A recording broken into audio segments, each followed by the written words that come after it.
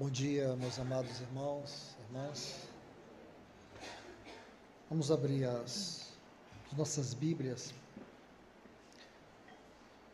aqui no livro de Números, no capítulo 9, os versículos 15 a 21.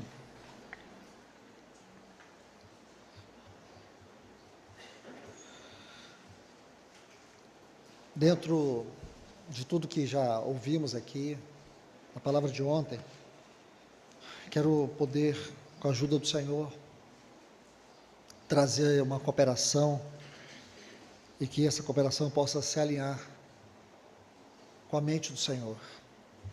Ontem o Senhor nos visitou de uma forma tão extraordinária na sua palavra. E que Ele tenha misericórdia de nós, especialmente da minha vida, e que a sua palavra possa estar na mesma direção, na mesma linha, no mesmo movimento, e que em tudo Ele seja glorificado nessa conferência. Da parte do Senhor, meu encargo é abordar sobre os movimentos de Deus no tempo do fim. É claro que não temos como esgotar esse assunto, mas pelo menos colocar 3 movimentos. E para isso nós vamos tomar como ponto de partida aquele período em que Israel estava finalizando o tempo ali no Sinai. E ali Deus, Ele traz 3, coloco de uma forma muito clara para vocês, 3 movimentos. 3 movimentos. O primeiro movimento da nuvem, o segundo movimento dos trombeteiros e o terceiro movimento da ordem da marcha. Então vamos aqui denominar esses 3 movimentos. Movimentos que são instrutivos, há muito ensino aqui. E o que estes movimentos têm a ver com o tema, a urgência do despertamento espiritual. É interessante, eu pude perceber em meu coração a mente do Senhor na palavra de ontem, onde nosso irmão Cláudio trouxe princípios elementares. E às vezes, quando nós ouvimos essa frase, princípios elementares, e como ele mesmo nos lembrou, às vezes pensamos, isso aí a gente já sabe muito bem. E não é uma questão de saber, é uma questão de viver. Não há nenhuma dificuldade quanto ao nosso entendimento sobre esses princípios elementares. A nossa maior dificuldade é em viver os princípios elementares. E é por não viver esses princípios elementares, o que podemos usar assim, é por não viver do modo digno da nossa vocação, que é fundamentada em princípios elementares, por que não dizer princípios fundamentais, alicerces, é que a igreja perdeu esse despertamento. Em outras palavras, ela esfriou. E às vezes, sendo mais contundente, ela desviou. A urgência, no que diz respeito ao despertamento espiritual, é pregar para uma igreja desviada. E ninguém fala isso pelo Senhor com ironia. Portanto, esse assunto requer de nós uma profunda reflexão. E esses 3 movimentos, da mesma forma, também trata de princípios elementares. Embora temos aqui a metáfora da nuvem, mas o que isso quer dizer? Claro, essa nuvem ela fala de uma manifestação teofânica de Deus. É uma nuvem teofânica. Há uma teofania. A palavra teofania do texto, é um termo que vem do original que significa manifestação de Deus, uma forma pela qual Deus se manifesta, traduzido de uma maneira bem simples. Então Deus usa estas metáforas teofânicas para nos falar de algo profundo. Então vamos, a princípio aqui, vamos ler esses textos. E para situá-los, eu creio que todos nós sabemos que o povo de Israel começou a sua partida lá em Ramsés. E eles tiveram 40 acampamentos. São 42 estações, mais duas. Ramsés é da onde eles saem, e os campos de Moabe, aonde eles chegam e são introduzidos para Canaã. Então, ao todo, são 40 estações que eles estiveram. E 42 compreende todas elas, desde a saída até a chegada. Então, são 40 acampamentos e 42 estações, assim fica melhor. Então, eles saíram de Ramsés, passando por Sucote, Etã, Pirreirote, até chegar no Sinai.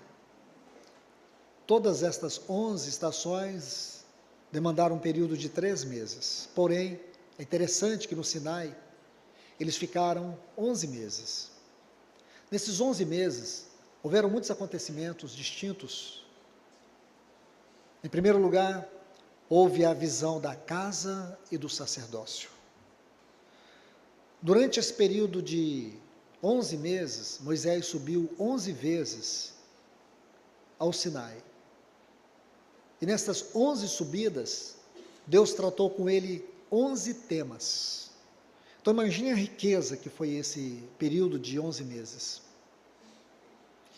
E no final, quando eles estão prestes a sair do Sinai e ir para Kibrote Hataavá, que era a estação seguinte, a estação do Sinai é a mais importante de todas estas.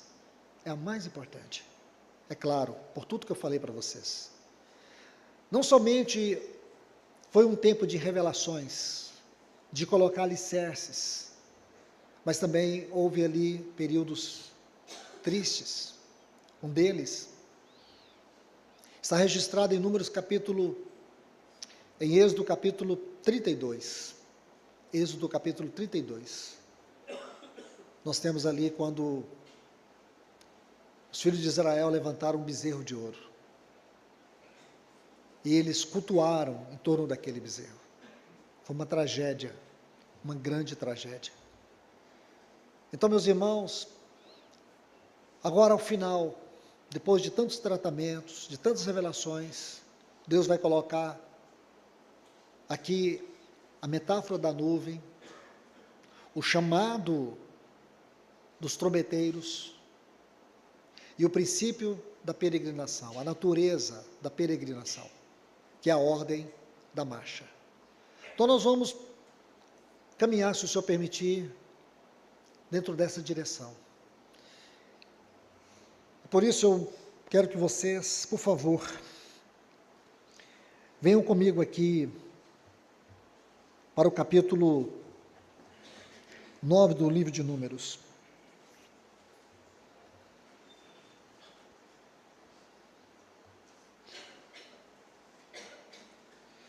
Versículos 15 a 21.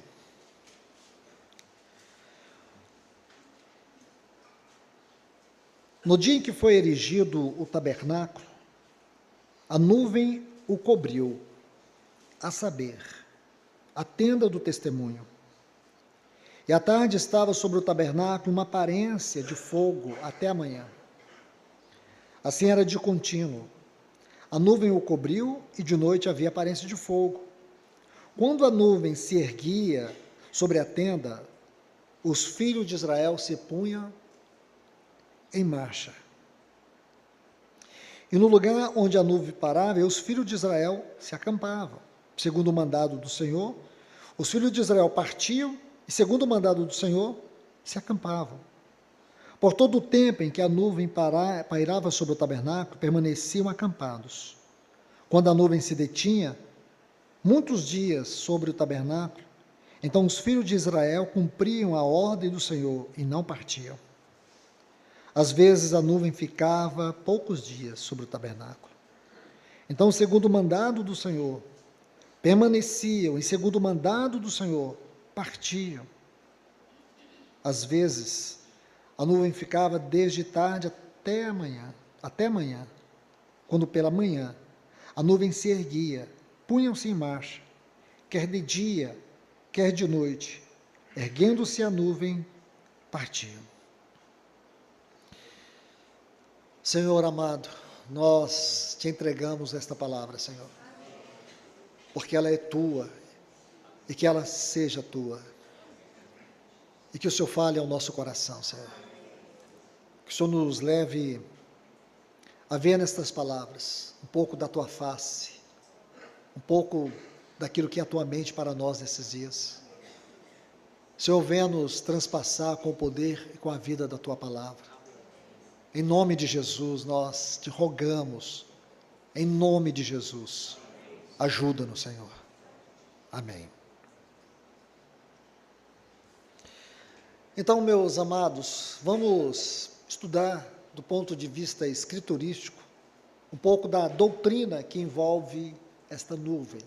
E como eu disse a vocês, é uma nuvem teofânica, há uma teofania de Deus por trás dessa nuvem.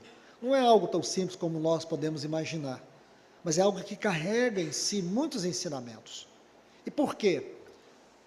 Porque este é um assunto que envolve aspecto que eu diria, aspectos doutrinários. E por que aspectos doutrinários?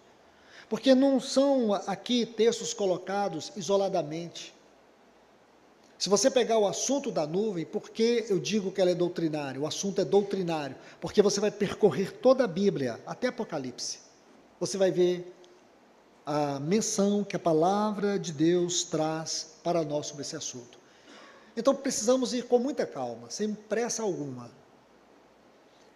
Eu gostaria que vocês pudessem voltar um pouco aí em Êxodo capítulo 13. Êxodo capítulo 13, por favor.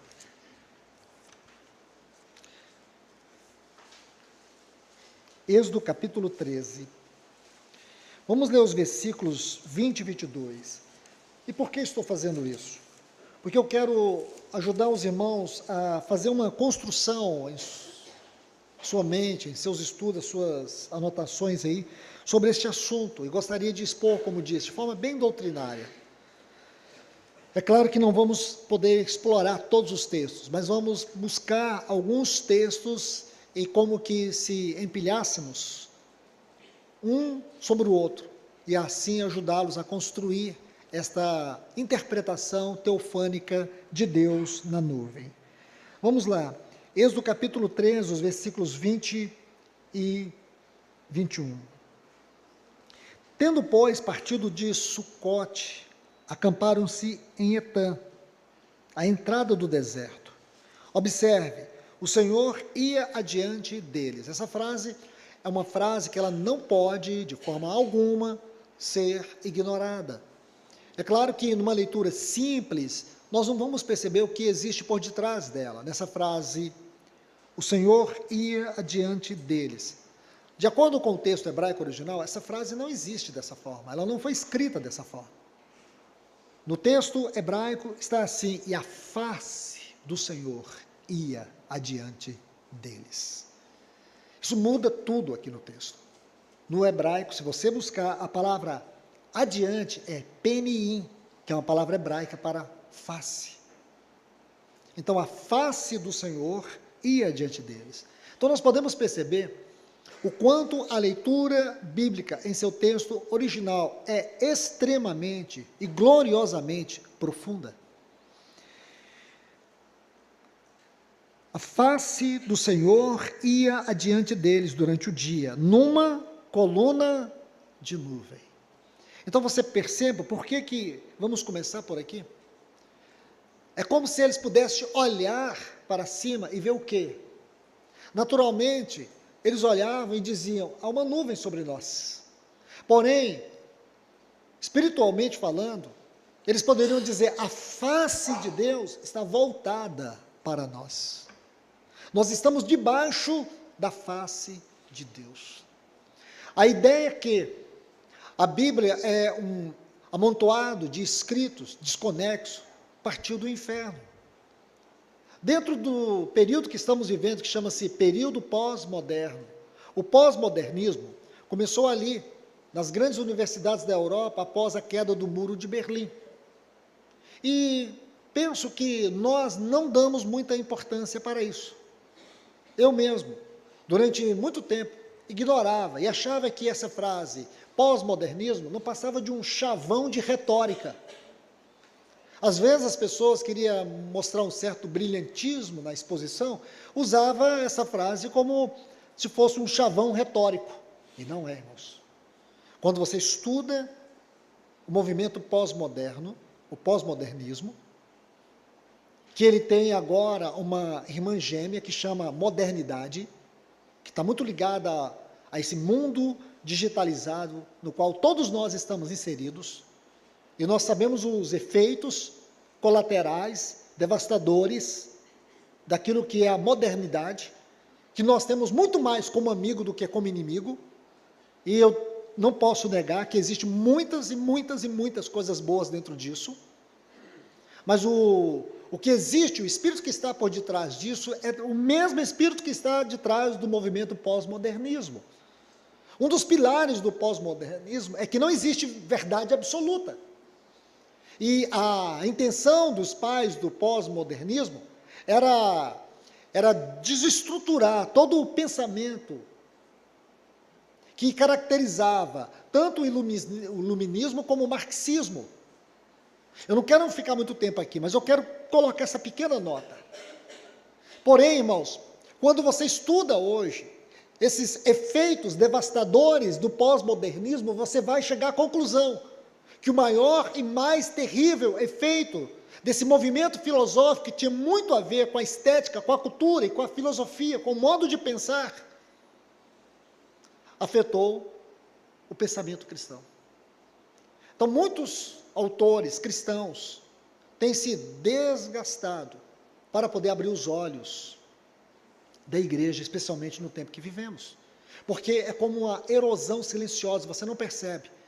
Mas hoje, quando você conhece esse movimento, que está muito voltado para a estética e para a liberdade, que hoje devastou todo mundo, hoje está influenciado por isso, e também os cristãos, que eu chamaria de evangélicos, é bom fazer essa distinção, onde tudo é válido. O que precisa você entender é que o amor, que é uma palavra que perdeu o seu significado, o seu sentido mais elevado, o amor vale para todas as coisas, e vale para tudo, e você pode viver desde que você ame de qualquer maneira. E por isso eu digo para vocês, as versões da Bíblia, a forma de ler, a forma de estudar, nosso país, eu não vou citar nenhum nome, mas os pregadores desse movimento, que se dizem cristãos, eles são verdadeiramente instrumentos satânicos, eu não vou nem dizer o nome aqui para vocês, para não ferir a consciência de ninguém. E as pessoas não estão percebendo. E por que eu estou colocando essa nota, parece tão prolixa, tão sem sentido, para dizer para vocês, que quando você lê passagens como essa, não te toca, você não se importa, você não se interessa. E não é porque você não quer, é porque hoje, irmãos, nós vivemos governado por um mundo digital.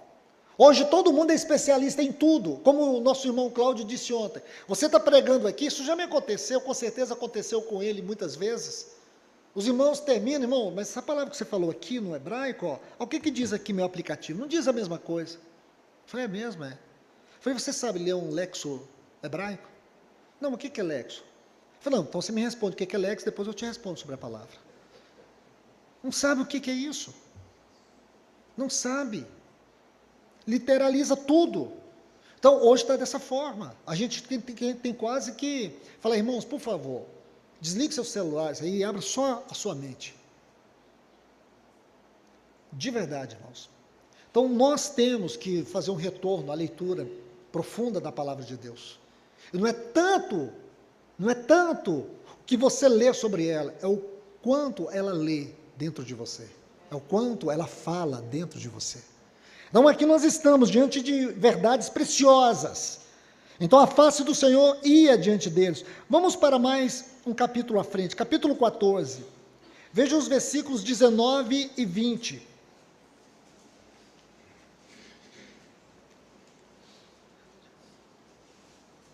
Diz assim, então, o exército, o anjo do Senhor, aliás, O anjo do Senhor, que ia adiante, olha a frase novamente.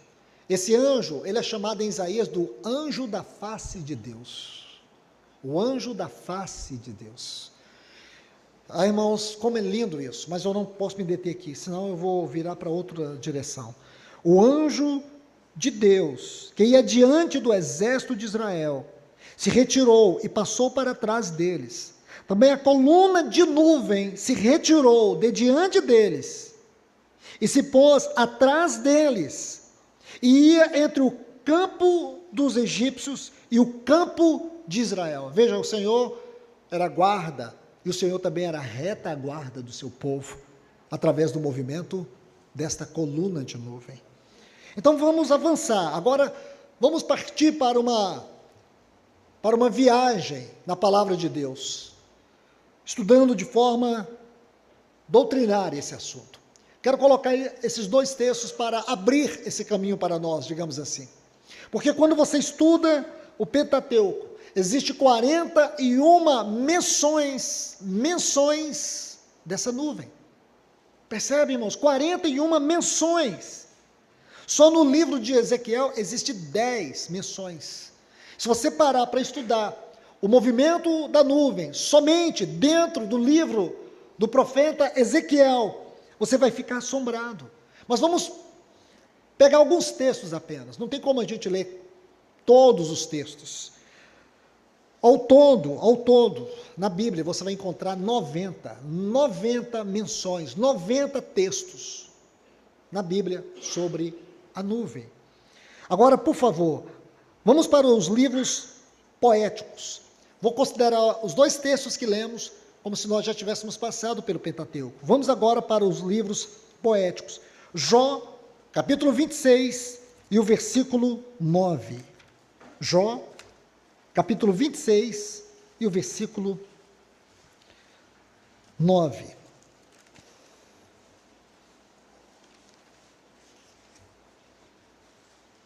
Diz assim: encobre, olha que texto, irmãos, encobre a face do seu trono, e sobre ele estende a sua nuvem.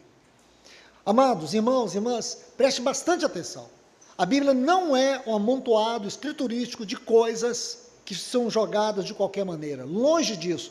A Bíblia é totalmente a inspiração de Deus. Ela é totalmente inspirada por Deus, soprada por Deus. Agora eu quero que você veja. Aquela nuvem que nós lemos aqui em Números, o capítulo 9, é a mesma nuvem. Olha o que diz: encobre a face do seu trono. Jó, capítulo 26, versículo 9. E sobre ele estende a sua nuvem. É a mesma nuvem. Consegue ver isso? Salmo 99, o versículo 7. Vamos empilhando texto após texto. Salmo 99 e o versículo 7.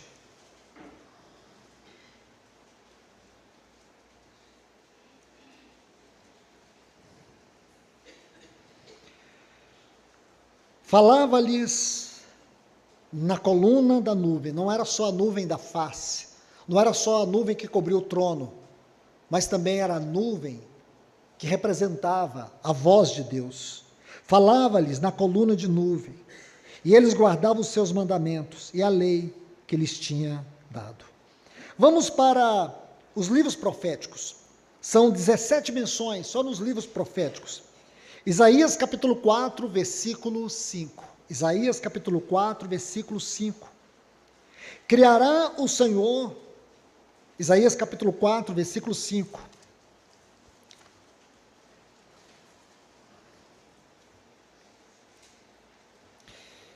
Criará o Senhor sobre todo o Monte Sião. Monte Sião, escute, isso é um princípio. Todas as vezes que você lê sobre Monte Sião, guarde isso.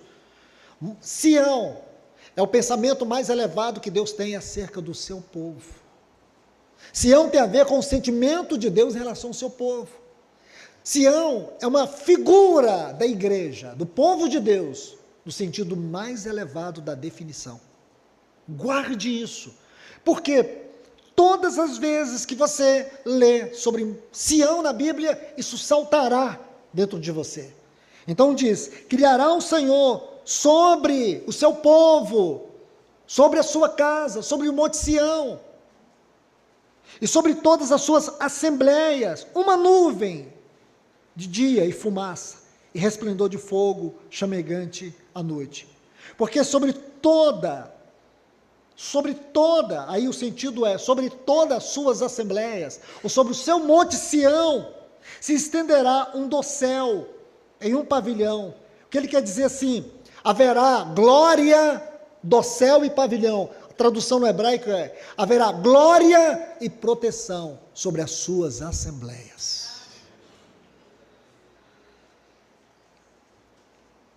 Vamos avançar um pouco mais. Ezequiel capítulo 1, versículo 4 e versículo 5. Ezequiel capítulo 1, versículos 4 e 5.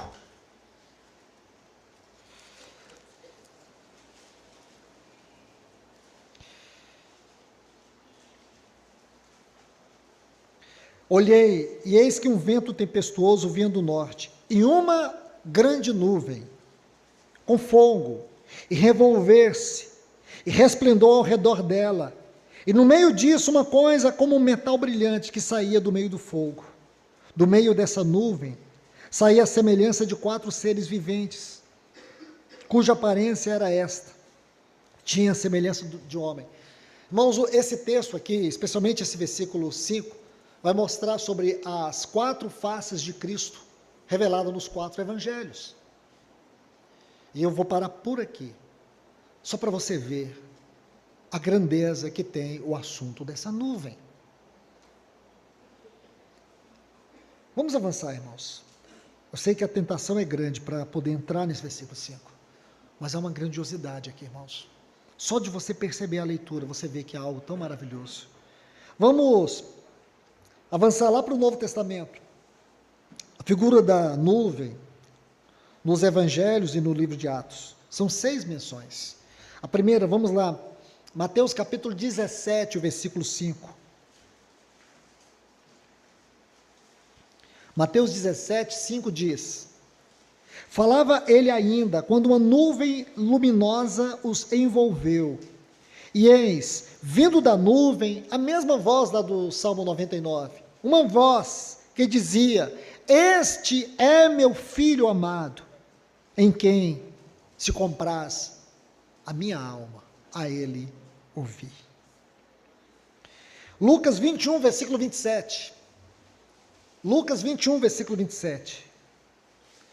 Então se verá o Filho do Homem vindo numa nuvem, com poder e grande glória. Irmãos, não fique cansados. Talvez você nunca leu a Bíblia essa semana, tanto quanto você está lendo essa palavra de hoje. Amém. Então, seja grato ao Senhor.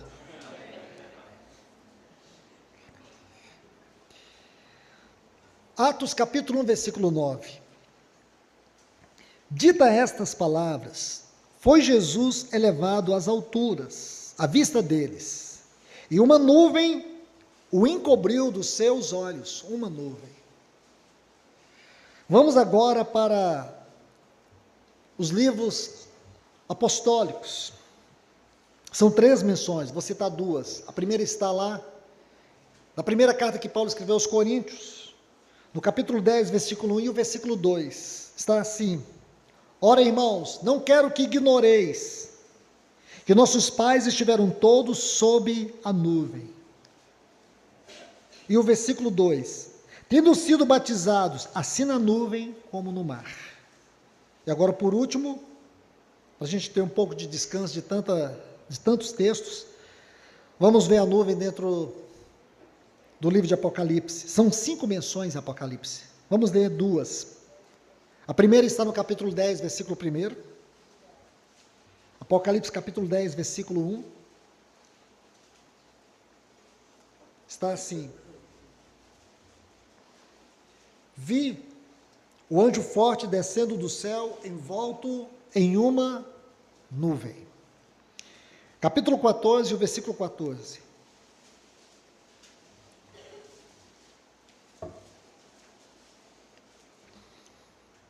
Olhei, e eis uma nuvem branca, e sentado sobre a nuvem, um semelhante a filho de homem, tendo na cabeça uma coroa de ouro, e na mão uma foice afiada. Amém? Então, podemos ler aqui alguns versículos, dentro de uma ordem, aonde nós podemos ver que esse assunto da nuvem ali, no livro de Números capítulo 9, é um assunto extremamente importante, e que tem a ver com os nossos dias, como sempre teve a ver com a história do povo de Deus.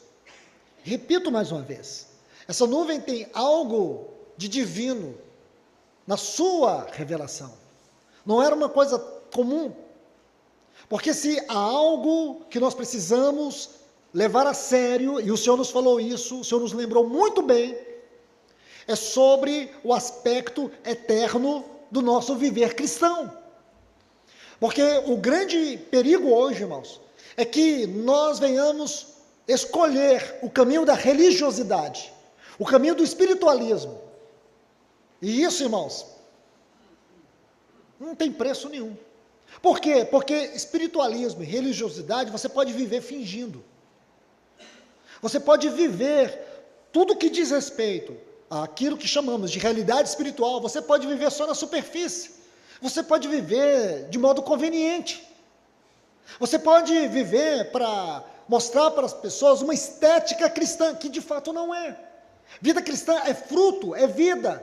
Vida cristã é o resultado daquilo que é Cristo dentro de mim, dentro de você, dentro de nós. Isso é vida cristã. O Senhor nos falou isso ontem de maneira muito clara.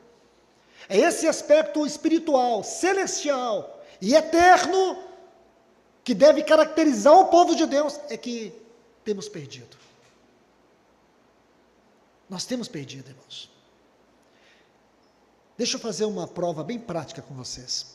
Se você tivesse consciência do que é a vida cristã no sentido celestial, se você tivesse plena consciência do que é vida, e agora, do que é o viver cristão, do ponto de vista celestial e eterno, você faltaria às reuniões de oração da sua comunidade? Você não seria uma pessoa que seria caracterizada por uma alegria distinta, espiritual? Você não teria mais prazer na palavra? Você não seria uma pessoa mais madura? Você não seria uma pessoa que teria uma característica visível, a devoção? O verdadeiro amor? Sim ou não, irmãos? Quantos aqui estão reprovados? Só Deus sabe. Mas nós preferimos o quê? O cristianismo de estética. A estética é um dos fundamentos do pós-modernismo, onde as pessoas preferem viver estética e não profundidade, viver superficialidade e não espiritualidade divina. Porque ontem nós lemos, e toma aqui na liberdade e a comunhão que eu tenho com o Cláudio, um pouco do que ele falou, que tocou muito meu coração. Os textos que eu chamaria os textos áureos da nossa infância espiritual, da nossa maturidade espiritual, da nossa vida espiritual. O que eu quero dizer, textos que, vou falar isso com muito cuidado, que são comuns, com muito cuidado. Comuns que eu quero dizer não é qualquer. Textos do nosso dia a dia, que a gente ouve sempre. Só que esses textos, eles não estão na palavra de Deus para serem olhados, nem tampouco examinados, mas para serem vividos. E nós não vivemos. Nós preferimos a espiritualidade de estética. Você só olha, você só vê, nossa, Cristo é minha vida. Para mim o viver é Cristo. Isso é retórica. Você não precisa nem dizer isso. É as pessoas que vão ver, sentir o quanto Cristo vive dentro de você. É o resultado da vida. É o comprometimento, é a responsabilidade espiritual, é a devoção.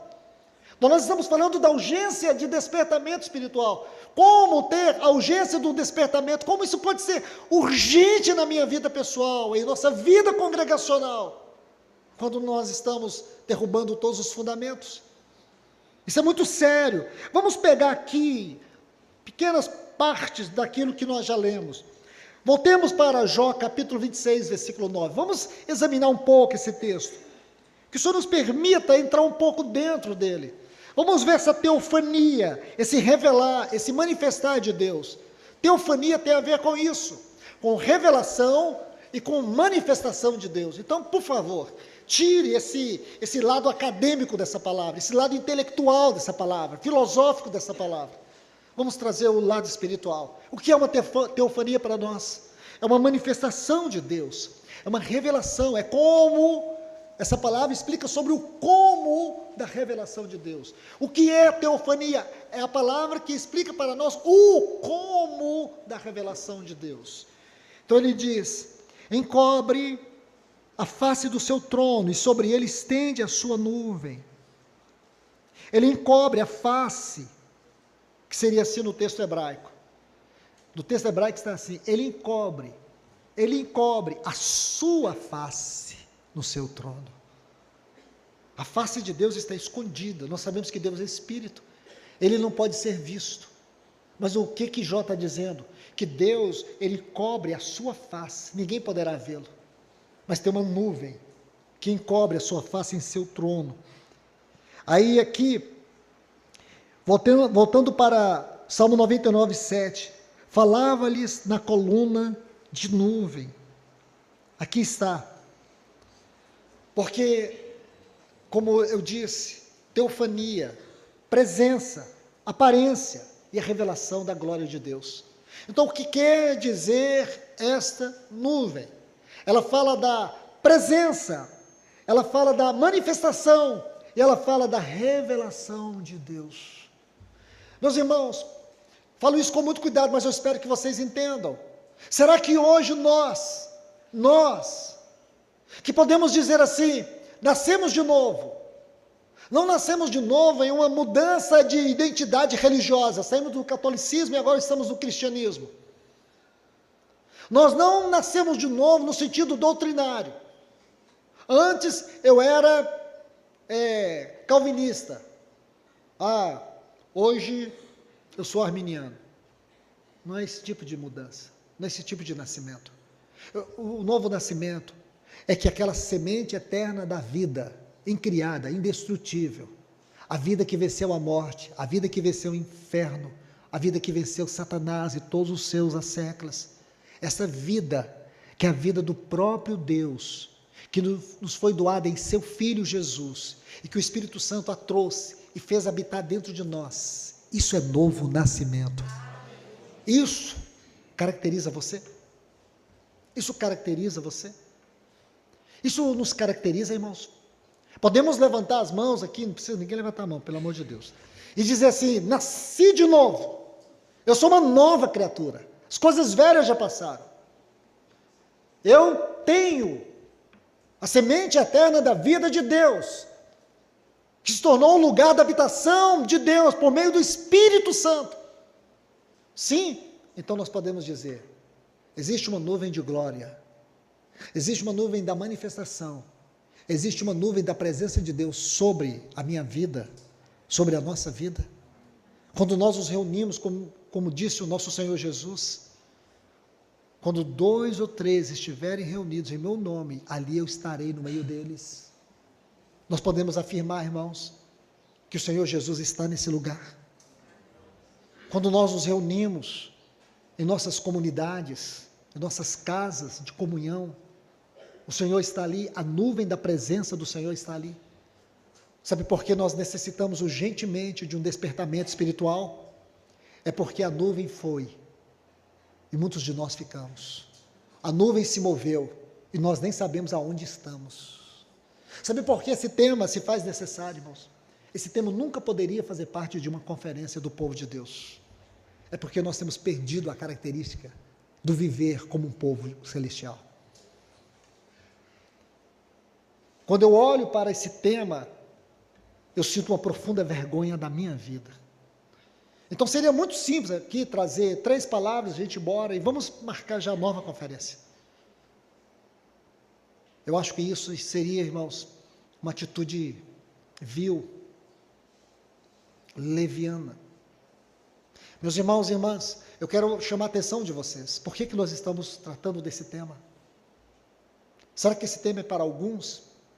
Será que não é para a Assembleia de Goiânia, para a Assembleia de Patos, para a Assembleia lá de Itaberaba, lá dos irmãos de Rondônia, Ariquemes e as demais assembleias que estão aqui? Será, irmãos? Será porque o Espírito Santo está tão longe e a gente se acostumou com a ausência dele? Será, irmãos? Será que a gente vai sair mais uma vez aqui desse lugar e nunca refletir sobre isso? A gente está lendo textos e não dando a menor importância para isso. Isso não tem que nos esmagar? Será que a gente não tem que sentir um pouco de vergonha de caminhar tantos anos e não ter avanços? Nós perdemos o nosso caráter, a nossa identidade está perdida. Sabe por que a nossa identidade está perdida? Porque a nuvem foi e nós ficamos em algum lugar que nem sabemos aonde que é. Mas ainda, mesmo assim, construímos nossos barracos espirituais, enchemos de quinquilharia, e aí, quem se importa? Ainda mais que tem o mundo digital ao meu favor, eu ouço quem eu quero, quando eu quero, na hora que quero. Vai conversar com irmãos, com famílias, que não tem onde reunir com os irmãos, que com tudo isso, eles não estão em paz, não estão felizes, eles gostariam de viver em comunidade de irmãos. E nós vivemos, olha as reuniões de oração, para mim as reuniões de oração refletem toda a igreja. Mas quem se importa, irmãos? Quem vai se importar? Já temos uma programação semanal, tem uma reunião de estudo da palavra, tem a mesa do Senhor, tem a reunião dos jovens, tem a reunião das crianças, vai ter um encontro isso, vai ter encontro lá, a gente tem uma programação. Por que nos preocupar com a glória de Deus, com a manifestação de Deus? Por que nos importar com a face de Deus, que a gente nem vê e nem vai ver? Só que é essa face que governou o caminhar do seu povo. É por causa dessa face que nos guarda e nos protege, que Satanás não tem nenhum poder de colocar o seu dedo sobre nós. É por causa do poder dessa face, e mesmo assim nós estamos como que caminhando, nos desviando dela. Amados irmãos e irmãs, observe, vamos voltar aqui para Números capítulo 9, versículo 15. Números, o capítulo 9, versículo 15. Precisamos considerar aqui algo muito especial.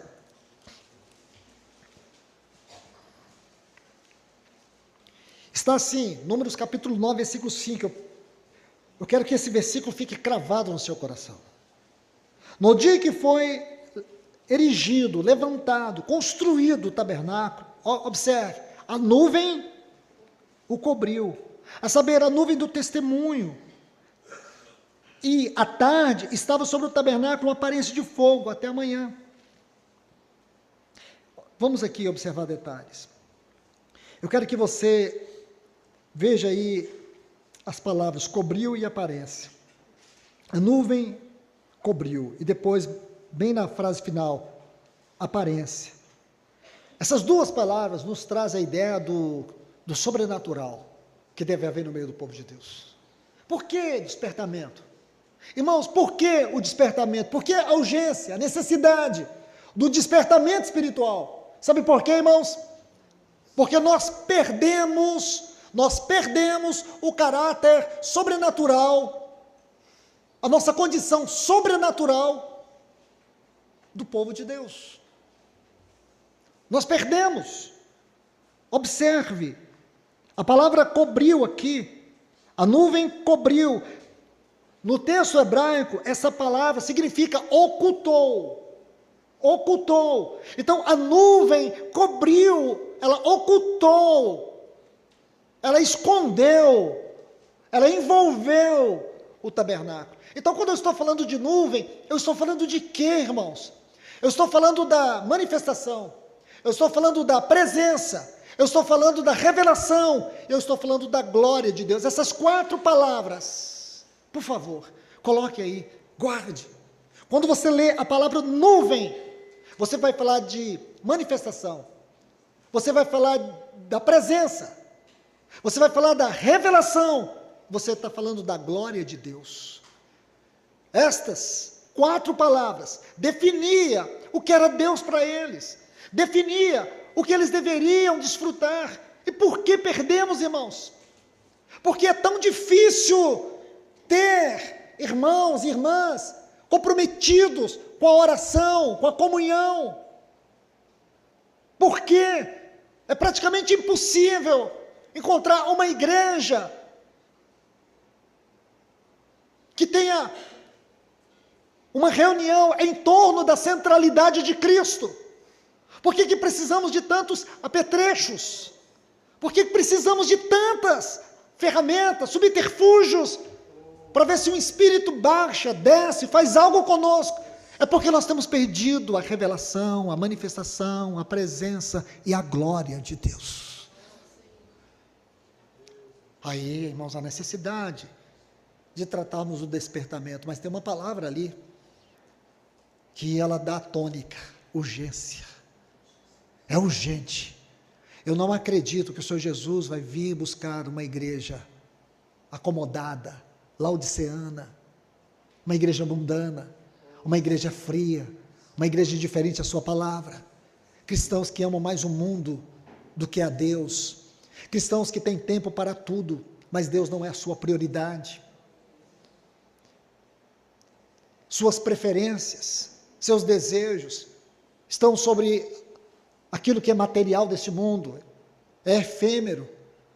E aí é onde eles têm colocado os seus corações, perderam o caráter celestial. Você lê Colossenses capítulo 3, irmãos. Se, pois, ressuscitastes com Cristo, buscai as coisas do alto. Nós não buscamos, irmãos. Nós não buscamos, não estou dizendo que é errado você ter um carro do ano, ter o melhor carro, ter a melhor casa, não estou dizendo que isso é errado. Errado é quando essas coisas têm você. Errado é quando essas coisas, por causa delas, você tem perdido o seu tempo. Você tem se gastado, se deixado gastar. As suas prioridades foram distorcidas por causa dessas coisas. São como que ídolos ocultos dentro do coração. Você compreende, irmãos? Observe aí, buscar as coisas do alto. Porque morresses, e a nossa vida, diz Paulo, ela está dentro de Deus, em Cristo. Consegue entender isso, irmãos? Isso é sério, isso é extremamente sério, porque isso é que tem caracterizado o cristão dos nossos dias. Eu diria assim, o cristão pós-moderno. Não pode ser, irmãos. O Senhor não virá buscar uma igreja pós-moderna. O Senhor não virá buscar uma igreja governada pelo pós-modernismo. O Senhor virá buscar uma igreja que é governada pela sua nuvem, pela sua manifestação, pela sua presença, pela sua revelação e pela sua glória. Observe aqui a palavra aparência. Aparência. Interessante que essa palavra no hebraico, kaká, é uma palavra interessante, kaká com K, K-A-C-A-I-H, kaká. Sabe o que ela significa? Sobrenatural. Uma aparência sobrenatural. Como que está isso aqui no hebraico? A aparência sobrenatural de fogo. Havia uma aparência sobrenatural de fogo sobre o tabernáculo.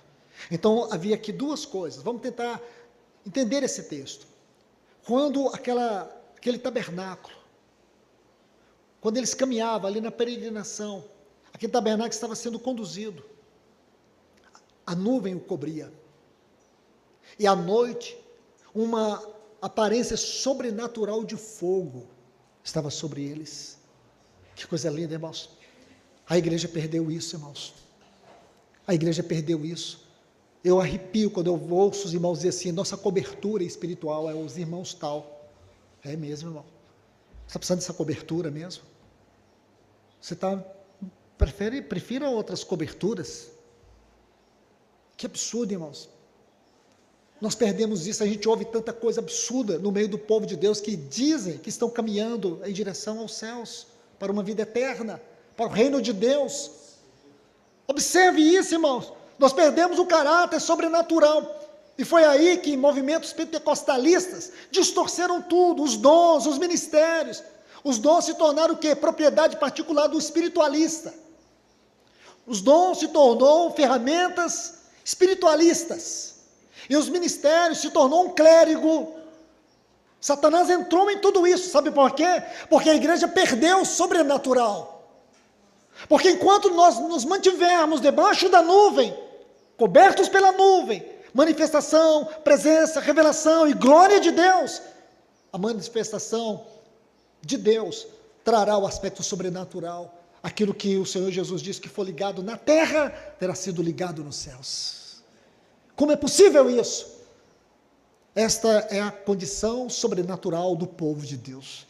E porque perdemos a condição, a identidade sobrenatural, e muitos podem pensar, mas irmão, imagine, se a igreja for tudo isso, você pode imaginar como as pessoas podem se tornar orgulhosas. Pelo contrário, não existe. E aqui quero tomar emprestado novamente um pouco da palavra do irmão Cláudio. Nós precisamos do caminho da cruz. Não existe caminho da cruz. Irmãos, eu não sei se eu vou poder tratar tudo, mas eu quero por isso adiantar um ponto aqui. Sabe como que era a peregrinação deles? A ordem da marcha? Saía o estandarte de Judá. E os meraritas, os coatitas, iam no meio deles. O estandarte de Judá era o primeiro a partir. E a arca ia sendo levada na frente pelos levitas, pelos sacerdotes, aliás. Eles iam carregando a arca. Só depois de 3 dias, é que o estandarte de Rúben partia. Que coisa linda, irmãos. E você vai ver que 3 dias tem a ver com o caminho da cruz do nosso Senhor. É uma referência ao caminho da cruz. Porque ele ressuscitou no 3º dia. 3 dias. Ele ressuscitou, e a arca, e a palavra vai dizer que a arca, ela percorria esse caminho de 3 dias para encontrar descanso para o povo de Deus, o lugar adequado. Aí é que está. Por isso que a cruz, ela não pode ser entendida pelo cristão como uma coisa negativa e positiva, porque é aí que nós encontraremos o descanso de Deus, mesmo que tenhamos que ser afligidos na nossa alma, na nossa carne. Agora você percebe isso aqui, o aspecto sobrenatural. Temos perdido, irmãos.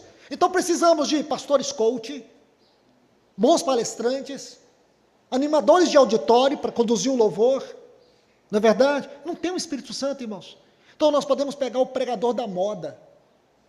É só pagar um cachê para ele. Ele vai nos divertir. Ele vai nos dar pão e circo. Não precisamos disso, irmãos. Nós precisamos de um retorno da glória de Deus sobre a sua casa. É disso que nós estamos falando. Que nós precisamos e que haja um retorno da glória do Senhor para a sua casa. Nós precisamos nos humilhar. Eu vou dizer isso para vocês mais uma vez. Nós precisamos nos humilhar. Nós precisamos de parar muito do que estamos fazendo, aonde o Senhor não está. Ele não está nos conduzindo, Ele não está te conduzindo. Você está fazendo tudo no suor. Nós precisamos obedecer os movimentos de Deus. Esses movimentos dos sinais são os movimentos de Deus sobre a sua casa. Por isso está aqui a frase. É muito importante. No dia em que foi erigido o tabernáculo, a nuvem o cobriu. A glória de Deus, a presença de Deus, a revelação de Deus, a manifestação de Deus estava na sua casa.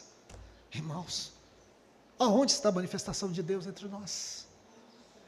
Eu tenho me perguntado isso todos os dias. Você vê tanto comodismo, você vê tantos irmãos retrocedendo, você vê tantos irmãos mudando seu comportamento espiritual, você vê tanta frieza, tanta falta de comprometimento, tanto desinteresse. Você vê tudo isso hoje, esse movimento espiritual que surgiu após a pandemia, o comodismo, a indiferença, a negligência, tem sido a característica de muitos cristãos nos nossos dias. E aí eu tenho que tomar as palavras de Paulo, lá em Efésios capítulo 5, desperta tu que dormes, levanta-te dentre os mortos, Cristo te revelará. Nós estamos precisando disso, de um profundo despertamento espiritual. E meu irmão, minha irmã, se você se encontra nessa condição, não saia daqui. Eu te imploro, em nome de Jesus, não perca esta hora. Você precisa ir aos pés do Senhor nessa manhã. Há um princípio espiritual aqui nesse versículo 15, de Números capítulo 9. É que esse versículo nos mostra a naturalidade da vida celestial. Escute, a vida celestial deve ser algo natural para nós. E a sobrenaturalidade da vida terrena. Você vai dizer, irmão Luiz, está trocado aí. Está trocado. Não está. A vida celestial deveria ser natural para nós. E o nosso viver, hoje, terreno, deveria ser sobrenatural. As pessoas deveriam estar perguntando assim, mas como assim? Você ficou deprimido e você mesmo saiu da depressão? Você está passando essa luta tão terrível e você ainda consegue cantar alegria e dizer que tudo coopera para o bem do propósito de Deus, não para o seu próprio bem? Como assim? Você está sendo esmagado, mas você diz assim, posso todas as coisas, naquele, não é a frase que a ênfase não está no posso todas as coisas, nada disso. Posso todas as coisas naquele que me fortalece. Como assim? É sobrenatural. A vida terrena do cristão tem que ser sobrenatural. E a vida celestial tem que ser natural. Mas nós perdemos, irmãos, ou não? Olhe bem, irmãos, para esse texto. A naturalidade da vida celestial. Nós perdemos. Falar hoje para um cristão, hoje, que ele pode entrar no lugar santíssimo da presença de Deus, como eu estou quase que repetindo tudo que o Cláudio pregou. Se quiser me dar o esboço aí depois, Cláudio, fica mais fácil. Mas algo que o Senhor nos trouxe ontem com tanta ênfase, com algo tão precioso, irmãos, que eu creio que muitos desfrutaram aqui. A eternidade não é o nosso amanhã. Lá em Eclesiastes 3:11 diz que a eternidade Deus colocou dentro de nós. E colocou a eternidade dentro do coração do homem. Nós já podemos viver a naturalidade da vida celeste, dentro da sobrenaturalidade da vida terrena. Isso é ser cristão aos olhos de Deus. É ser uma moça, um rapaz. Olha esses jovens que estão aqui. Eu fico imaginando esses jovens na faculdade. Como uma jovem me disse ontem, que o curso que ela está fazendo, essa semana, tratando de quê? Dessa inclusividade, palavra bonita, inclusividade social. Agora é tudo natural, no sentido humano da palavra. A ideologia de gênero precisa ser aceita por todos nós. Irmão, eu vou te falar a verdade. Existem centenas de comunidades no Brasil hoje que estão revendo seus fundamentos por causa dessa inclusão. Porque senão nós não seremos incluídos na sociedade. Eles usam isso, os argumentos são fortíssimos. Como que nós vamos pregar Jesus nos distanciando? Como nós vamos pregar Jesus se nós não entrarmos dentro desse sistema e quebrar esse sistema e ser luz nas trevas? Jesus foi o que na sua geração? Em algum momento você viu Jesus vestindo uma casaca de algum sistema, seja político, seja ideológico? Não estou dizendo que você tem que ter repulsa para as pessoas, aos homossexuais, qualquer pessoa que tenha uma opção que você julgue que afronte a palavra de Deus. Nós não estamos falando de falta de educação, de desrespeito, de discriminar as pessoas. Nós estamos falando que aconteça o que aconteça, ou o que tiver que acontecer neste mundo, nós não vamos nos curvar a nada. Não obedeceremos nenhuma lei que não seja a lei do trono de Deus. Nós não precisamos entrar no molde, na forma, no sistema, no esquema do mundo. Paulo diz isso lá em Romanos capítulo 12, ele não diz de qualquer maneira, ele diz assim, eu rogo-vos, eu imploro a vocês, primeiro, que vocês tenham os vossos corpos como sacrifício vivo, santo e agradável a Deus. Isso tem que ser o culto de todos os dias. Isso é o culto de vocês jovens, lá nas faculdades, onde vocês são os diferentes, onde muitas vezes quando o professor sabe que a moça é cristã, aí que ele afronta mais. Você não precisa se sentir diminuída, de forma alguma, porque você é uma parte do céu na terra. Você é o lugar onde os céus e a terra se encontram. Você tem uma vida celestial, ele não tem. Você está caminhando para uma glória indescritível. Aquilo que o homem não é capaz de dizer em palavras ou escrever, é impossível para a mente humana chegar à totalidade profunda daquilo que é a vida eterna que nos aguarda. Então vamos ser perseverantes. Aconteça o que tiver que acontecer, vamos continuar olhando firmemente para o autor e consumador da nossa fé. Então é isso que eu e você temos que ver. A sobrenaturalidade da vida terrena e a naturalidade da vida celestial. É isso que está aqui em Colossenses capítulo 3, o texto que eu acabei de falar para vocês. Deixe-me explorar um pouco aqui, nós vamos terminar agora.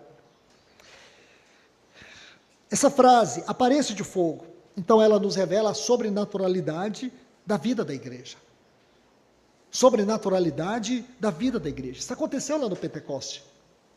Quando eles começaram a viver aquela gloriosa experiência, aí tem uma descrição, que eu diria uma descrição pictórica, que tem essa tônica da metáfora espiritual, línguas como que de fogo, algo sobrenatural. O que estava acontecendo ali era algo sobrenatural, não era natural, era sobrenatural. Aí veja, foi um testemunho que aconteceu ali. Vou buscar essa frase, aparência de fogo. Êxodo 3:3. Êxodo 3:3, nós vamos encontrar a tradução dessa frase segundo o texto hebraico. Êxodo 3:3 diz assim: então disse consigo mesmo, irei para lá e verei, essa frase, essa grande maravilha. Essa grande maravilha. Isso tem que caracterizar a igreja. Nosso reunir tem que ser essa grande maravilha. O nosso cantar, o nosso reunir, o nosso estar juntos, o nosso adorar, o nosso ouvir a palavra, tem que ser uma grande maravilha. Está vendo, irmão? Êxodo 24:17, há uma outra tradução dessa palavra aqui, nesse texto, ou dessa frase, aparência como de fogo. Se você buscar no hebraico, há uma só palavra para isso. Porém, aqui, essa palavra, kakak, só que quando você vai nesses textos, você encontra lá essa palavra, ela está traduzida de outra forma. E aqui está assim, Êxodo 24:17, o aspecto da glória do Senhor. Essa aparência de fogo é o aspecto da glória do Senhor. Eu me preocupo muito com isso, irmãos. E por que preocupo? Porque nós temos uma tendência a nos acostumar, a nos esfriar, a ser tomado pelas circunstâncias. E aí nós perdemos o caráter celestial da igreja, como a entidade espiritual. O caráter celestial da igreja como entidade espiritual. Não é uma entidade como organização. Não é uma entidade humana. É uma entidade espiritual. E aqui, irmãos, nós precisamos ser um povo caracterizado pelo anelo pela face de Deus, pela glória de Deus, pela manifestação de Deus. Então, eu quero deixar aqui essa palavra com vocês, para abrir caminho para as outras palavras, para que nós possamos ser ajudados, irmãos. Porque agora, na próxima palavra, vamos estudar sobre o papel dos trombeteiros. Os trombeteiros. E por que trombeteiros? Por que profetas e mestres? O que significa o ministério profético? Ele sempre estava lá no meio do povo de Deus, mas quando é que ele se tornava visível e necessário? É quando a mente de Deus era perdida no meio do seu povo. Qual é o problema? Qual é a exortação aqui sobre a nuvem? Perdemos a glória de Deus, perdemos a presença de Deus, a manifestação, a revelação. Mas aí o Senhor levanta o quê? ele levanta os trombeteiros. Os trombeteiros. E por quê, irmãos? Porque é um quadro só, não são três assuntos distintos. Se você pegar essas três figuras, em Números capítulo 9 e 10, a nuvem, os trombeteiros e a ordem da marcha, a peregrinação, é uma coisa só.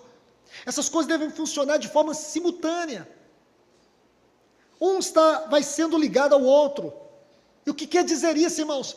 Quando a nuvem é perdida, quando a glória de Deus não se manifesta no meio do seu povo, quando a revelação de Deus está sendo diluída, quando a igreja se perde da nuvem, ela busca o seu próprio caminhar, aquilo que está escrito no livro de Salmos, que o Senhor os deixou ser levado pelos seus próprios caminhos. E você vai ver aqui tantos homens de Deus, tantas experiências tristes, pessoas que se perdem na peregrinação. E talvez muitos de nós, por que não dizer, irmãos, debaixo da misericórdia do Senhor, porque nós também não devemos nesse momento nos humilhar e perguntar para o Senhor, onde foi que nós nos perdemos da tua nuvem? Nós vamos ler o Salmo de Asaf, Salmo 74, não agora, mas nós vamos ler ainda, se possível, na próxima reunião. Esse salmo, irmãos, ele tem uma tônica que assombra o coração. Não estou exagerando, irmãos. Que Asaf era cantor, ele era profeta. Seus cânticos, eles tinham uma tônica profética. Ele vai cantar nesse salmo. Porque Asaf viveu no tempo de Davi e Salomão. Mas ele vai cantar o que aconteceu no livro de Jeremias, sobre as ruínas da casa de Deus. Ele vai cantar tudo aquilo. Ele vai dizer assim no versículo 9, não existe mais milagres entre nós, não existe nem profetas que nos mostrem o caminho de volta. Eu estou parafraseando o segundo texto original, que está escrito nesse texto. Nós não temos nosso símbolo, nós não temos os profetas. Então há necessidade de um retorno da glória de Deus para a sua casa, mas Deus não vai fazer isso sem os seus instrumentos adequados. E que isso sirva de ajuda para nós nesses dias aqui, irmãos. Eu quero convidar os irmãos a um tempo de oração. Que nós possamos orar. Que nós possamos nos arrepender mesmo, irmãos. Não é o arrependimento de agora. Não é o arrependimento de coisas que fizemos. É o arrependimento de quem somos e do que nos tornamos. O tipo de cristão que eu tenho me tornado. O tipo de cristã que você tem se tornado, minha irmã. O tipo de igreja que nós temos nos tornado. Sem identidade celestial, sem uma manifestação celestial, sem uma presença celestial, sem uma glória celestial. Tudo se reduz a programa. Tudo é reduzido a louvores, a uma mensagem, ao culto bom. O culto bom, quem tem que dizer se é bom é Deus e não nós. É o Espírito de Deus e não nós. Muitas vezes, nós nos vangloriamos disso. E a grande pergunta é, aonde está a nuvem nisso aqui que nós estamos chamando bom? Aonde está a presença de Deus? Então é muito simples, irmãos. Nós terminamos essa conferência e voltamos à nossa rotina e não aconteceu nada. Nada. Nada. Eu digo para vocês, tem que acontecer. Pela misericórdia de Deus, ele ainda não voltou. E não sei nem se eu tenho o direito de dizer isso. Mas eu falo debaixo das mãos do Senhor. Por causa da sua infinita longanimidade. Para com todos nós. Ele ainda não voltou. Ele ainda não voltou. E nós gritamos Maranata, queremos que ele volte. Mas o Senhor quer que nós nos arrependamos antes que ele volte. E antes que ele volte para nós, a sua glória precisa voltar para nós. A nuvem precisa tomar o seu lugar sobre nós. Nós precisamos ser cobertos pela glória do Senhor. Não é triunfalismo, não é sensacionalismo, não é emocionalismo, é uma questão de realidade espiritual. Nós vamos seguir sendo o que somos. Nós vamos continuar fazendo as mesmas coisas. E não vamos nunca nos importar com a ausência do Espírito Santo nos conduzindo. Nós não vamos nos importar com os movimentos de Deus, que deveria ser característico no andar, na peregrinação da igreja. Os movimentos de Deus devem ser a característica do povo de Deus. Que o Senhor nos ajude, irmãos. Vamos orar.